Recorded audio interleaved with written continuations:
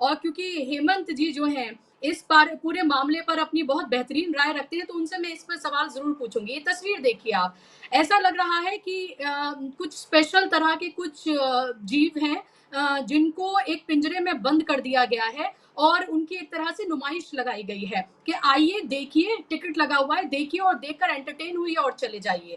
बिल्कुल इसी तरह से ये लग रहा है। अब आप ये सोचिए, ये वही मीडिया है जिसने दिन रात और अभी भी दिन रात वो विपक्ष की आवाज को दबाता है, कुचलता है। विपक्ष की आवाज यानी जनता की आवाज, यानी कि जनता के मुद्दे जो विपक्ष उठाता है उस सबको दबाता है, कुचलता है पूरी तरीके से और एक तरह से उन्हें दिखाता ही नहीं है।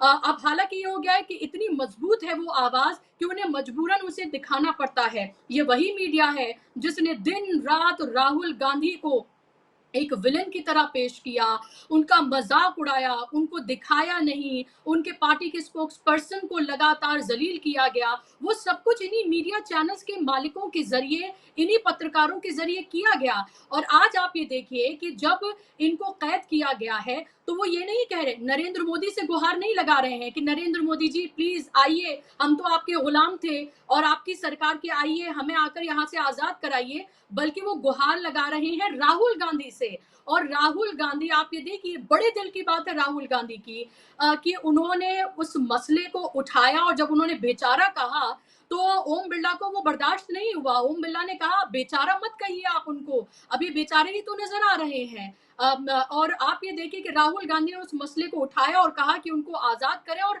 मसले को उठाया ही बल्कि स्पेशली आकर उनसे मुलाकात भी की जिस भी तरीके से वो कर सकते थे।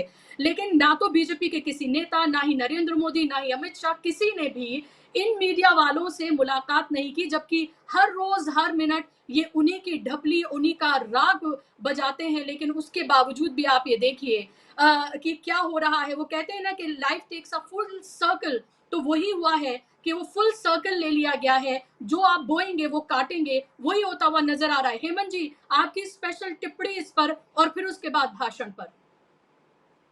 देखिए बुशरा जी, इससे लोकतंत्र में इससे ज्यादा शर्मनाक विजुअल्स नहीं हो सकते जो हम देख रहे थे। और जिन कुछ साथियों के अंदर थोड़ी बहुत कुछ बची हुई है, आपने देखा आपके विजुअल में कुछ लोग चेहरा छुपा रहे हैं मीडिया के साथ।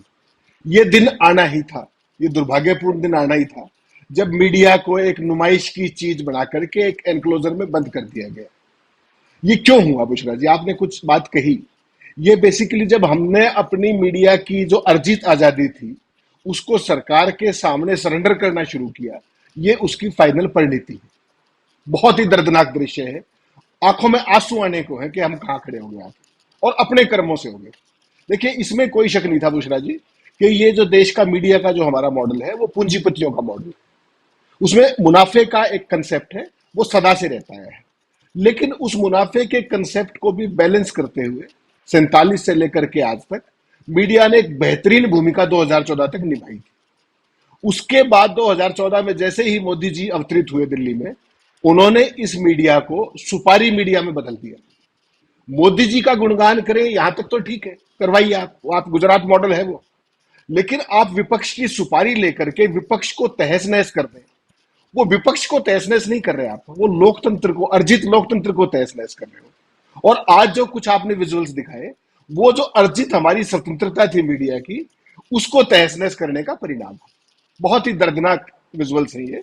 और कोई भी व्यक्ति इसको देखेगा तो ये लोकतंत्र के पतन की बहुत बेहतरीन और शर्मनाक एक बानगी। और ये पहली बार नहीं। अगर आपको ध्यान हो, जब हम कवर करते थे पार्लियामेंट, सेंट्रल हॉल के अंदर जो सीनियर जर्नलिस्ट थे वो और तमाम नेता सारे मिंगल करते थे आपस में सुबह से शाम तक।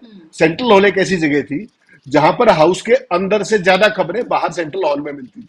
कौन सी पार्टी क्या कर रही है, कौन सा नेता क्या कर रहा है, विपक्ष की रणनीति क्या है, सत्ता पक्ष की रणनीति क्या है, ये हमने 20 साल तक देखा वहां पर। और कमाल देखिए, जब नया हाउस बना, नया सदन बना, तो सेंट्रल हॉल को बंद कर दिया गया। आपको ध्यान होगा जब ये हाउस शुरू हुआ इस बार सदन बजट सेशन के लिए, तो बाकायदा चिट्ठी लिख करके रिक्वेस्ट की गई कि साहब सेंट्रल हॉल को चालू किया जाए।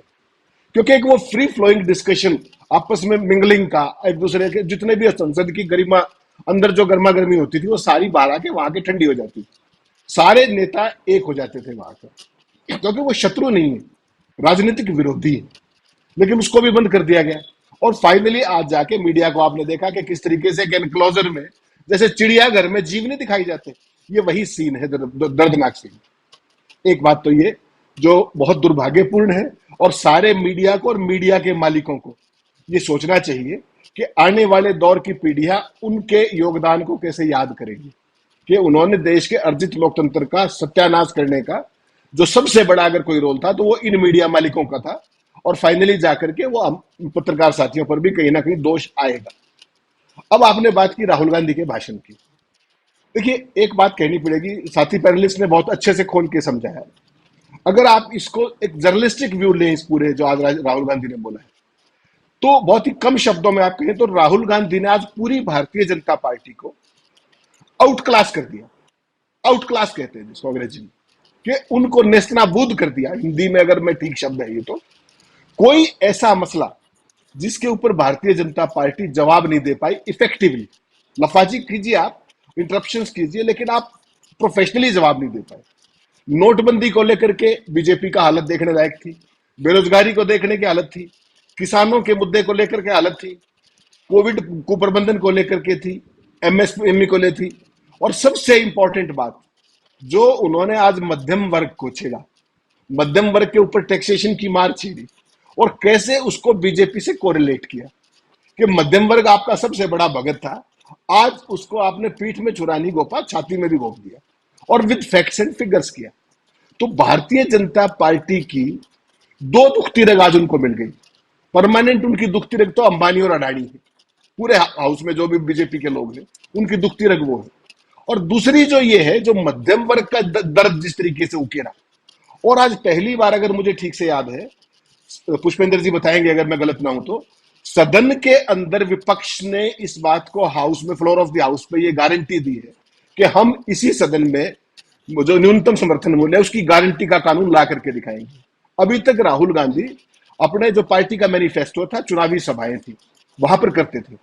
और अगर 3-4 दिन पहले फ्राइडे थर्सडे की जब किसान साथी मिलने आए थे जो डेलीगेशन, उनको भी उन्होंने कहा था कि मैं इंडिया अलायंस के साथियों से बात करके इस बारे में आपकी बात उठाएंगे।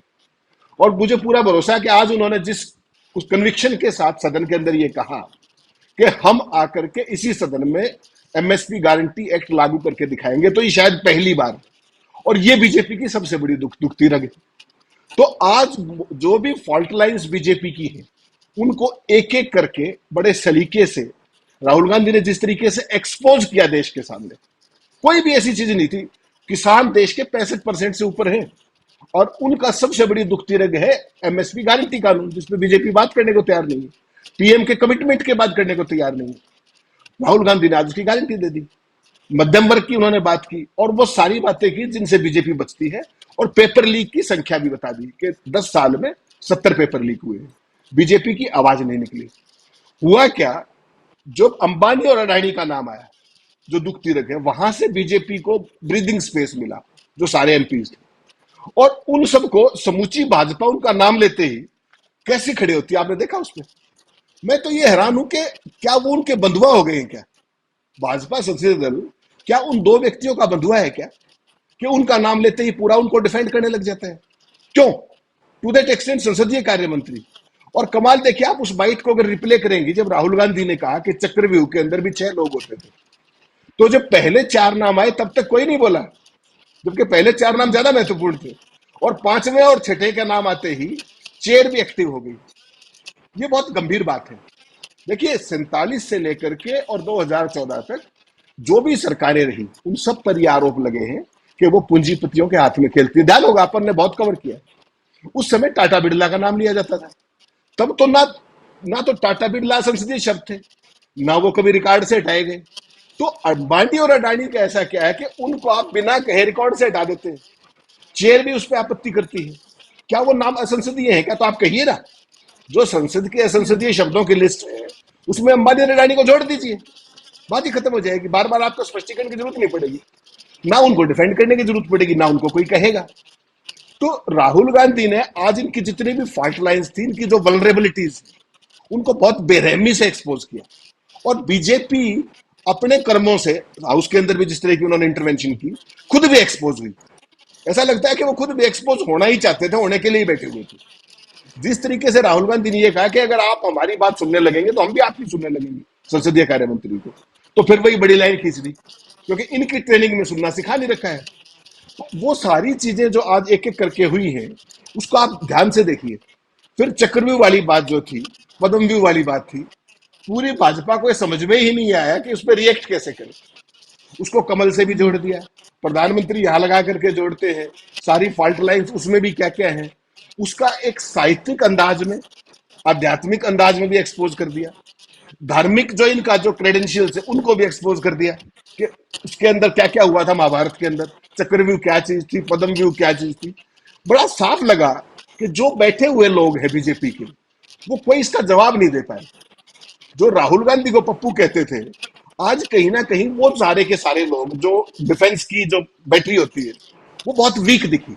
शोर करने के अलावा आपने देखा होगा 40 मिनट बोले राहुल गांधी, मेरिट्स पे कोई टिप्पणी नहीं आई, उनके कंटेंट पे कोई टिप्पणी नहीं आई। हो हा हुआ, शोर करने की कोशिश की गई, इंटरप्शन की कोशिश की गई, मेरिट के ऊपर उसमें जो इंटरवेंशन होती है वो कोई नहीं कर पाया।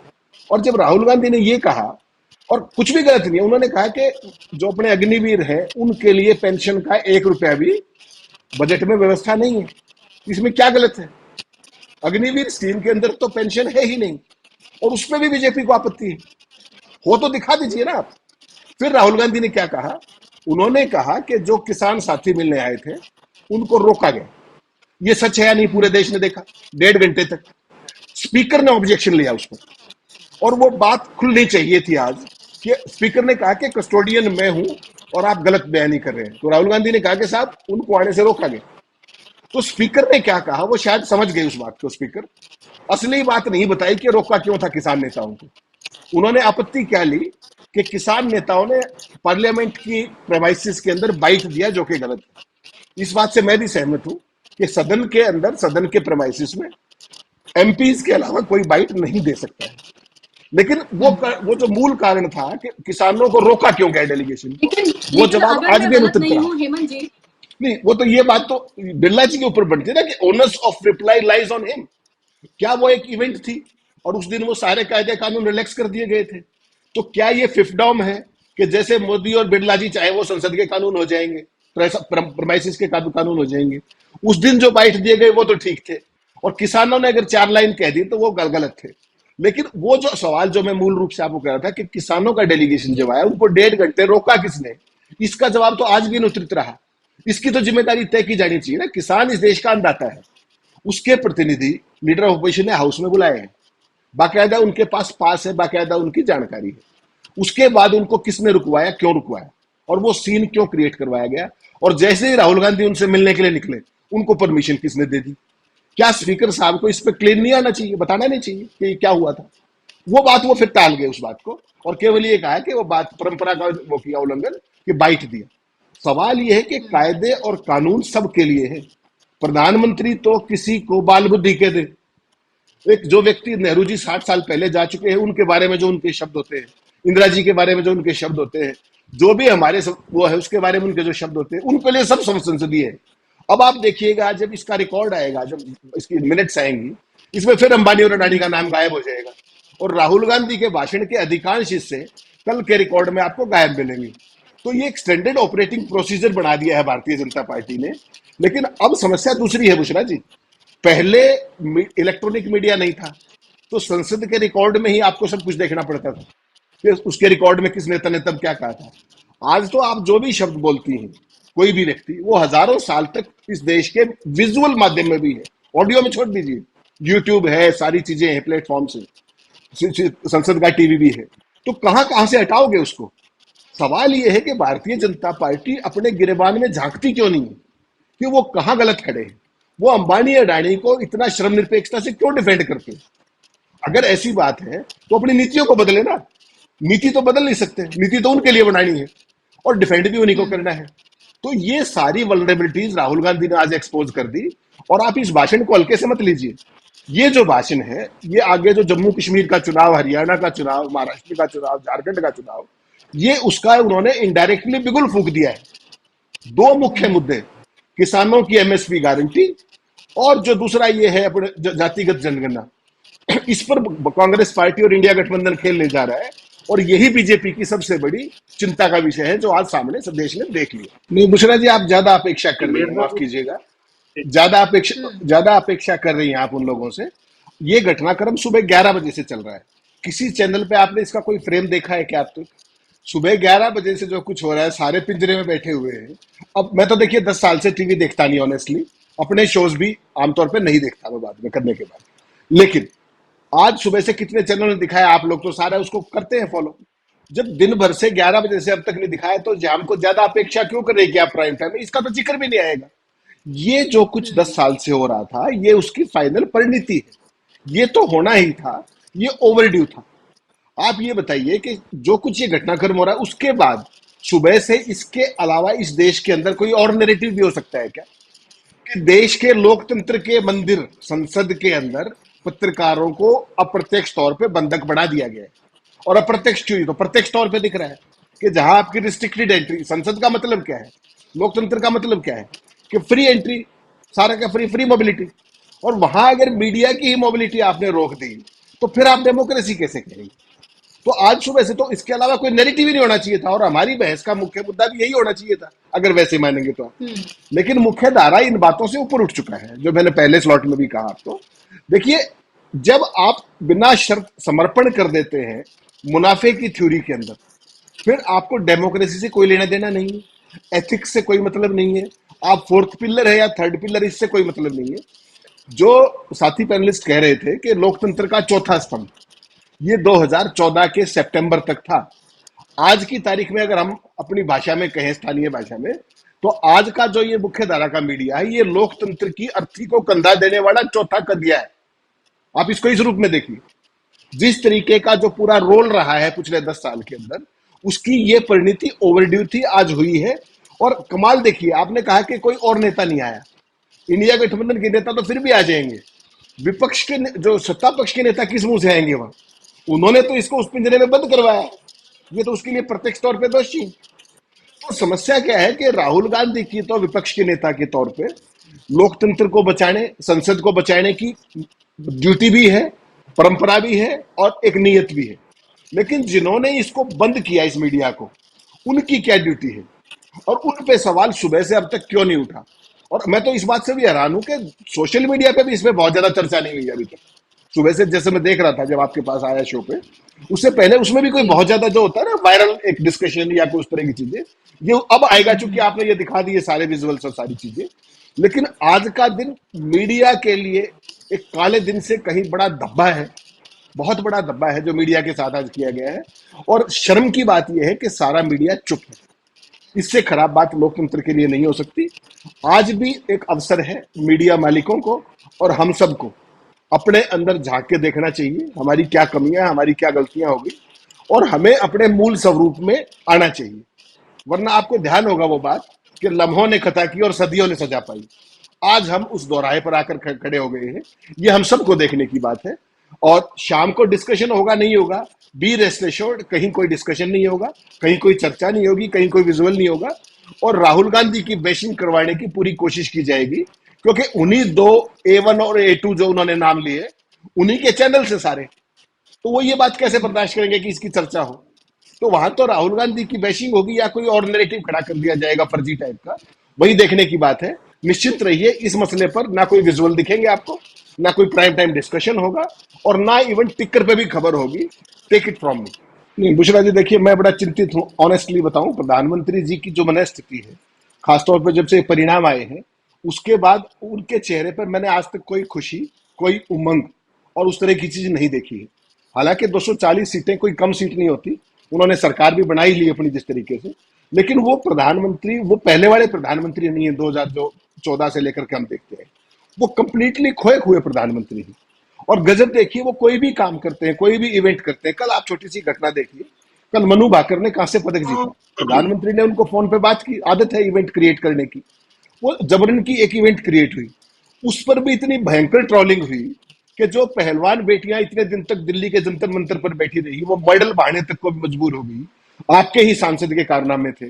तब प्रधानमंत्री कहाँ थे? आपका फोन पेरिस में लग जाता है और आपका फोन जंतर मंतर पे नहीं लगता है, या आप उनके लिए समय नहीं निकाल पाते। लेकिन प्रधानमंत्री जी का जो ये अगली सीट पे बैठ रहा है या पिछली सीट पे, ये अनायास नहीं है।